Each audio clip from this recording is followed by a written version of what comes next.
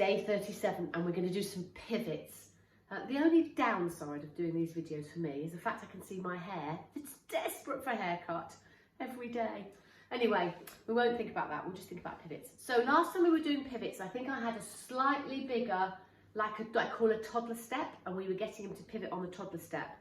And I looked back to realise I probably made that a bit too hard for him. So I'm going to go back to using something smaller. So this is the bottom of a garden pot container. A good one to use, something quite small. You've got a smaller dog. You could use a book, or you could use, there's nothing in there, honestly. Or you could use, what else would be useful? Something, again, that kind of height, so not massively high, and something that he can't put all four paws on. So he struggled to get all four paws on this. He could do, a small dog might do. So again, I say my footstool I think was a bit too big, and I was trying to get him to pivot and follow my leg, and it was probably a little bit too hard. He did do it. My criteria here is probably a bit lower, so I've changed it. I'm going to put the mat on the floor. I know this treat's in there, mister. And I'm going to get him to get his front paws up onto it because he's done paws up, so nice and low.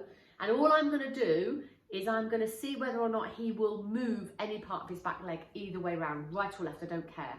I'm going to stand in front of him this time, and I'm going to see whether or not, as I move in front of him, so I'm going to be here, the dog's going to be here, as I move round, whether he will kind of almost mirror what I'm doing rather than being by his side. Just to start with, only because I want him to get more used to using his back legs. He's quite long, he's a bit lanky, and he's just getting his back leg coordination a bit better. So all I want him to do is mark every time he moves his back leg. It might only be one step. I'm looking for that almost movement. And what I will do, as you'll see in a minute, is I'll go clockwise and anti-clockwise. So let's see whether or not he can do this.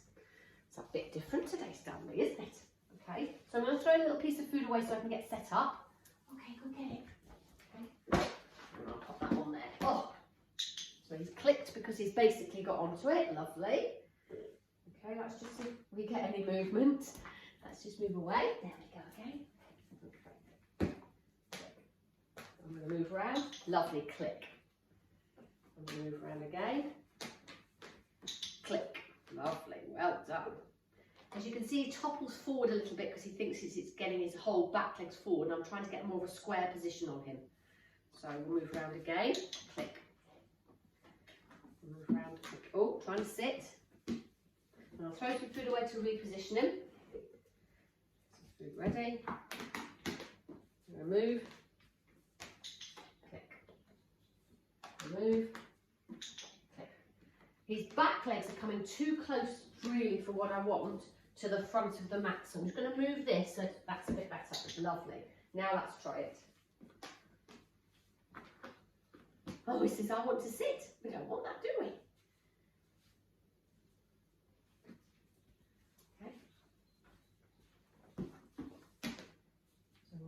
Lovely, that was better.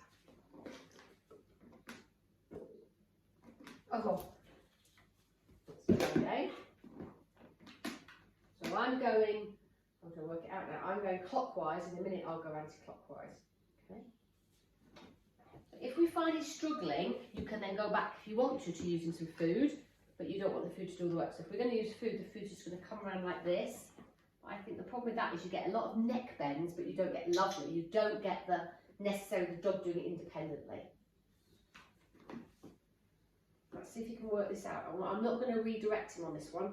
I'm going to see whether or not he can work out that it's the movement of his back legs that we're marking.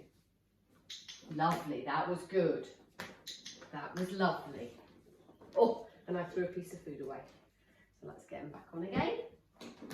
You might find your dog can go one way better than the other. So I'm moving very slowly and just looking for a little movement of that foot.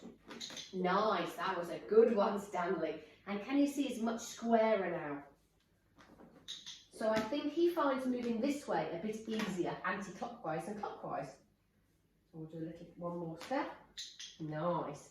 Whereas if I go clockwise, it might be better, but he kind of squeezes up a bit. So that's just a nice little exercise to get your dogs to move. It's quite a gentle one, and I do like the shaping because the dog's got to work it out. But as I say, if you do find your dog really struggles, then you can go back to luring a little bit with food, like I had to do a couple of times there. Most of the time I want the dog to do it, but it's a good one to get them to work out how to work their back legs. When you've got long, big back legs, sometimes they don't always coordinate with the front legs. So he's going, yeah, I'll go back on there. Look, I get fed on there. Little short, don't do it for very long. I don't want to put any kind of strain. And obviously, if you've got a dog with any injuries, you wouldn't be doing this. And I make sure it's nice and low, so it really isn't putting any pressure on him. I'm just looking for any movement of those back legs. So that's just the way we're going to progress those pivots. Hopefully what I can start to do is move clockwise and anti-clockwise, and the dog will continue to move with a much squarer shape and move with more fluidity as he moves around. And I think that will be helpful for when I'm doing a bit more of my moving and following my leg. So pivots, good thing to practice, and our little game of lower, which we did before. So I think it's time for a little cup of tea now.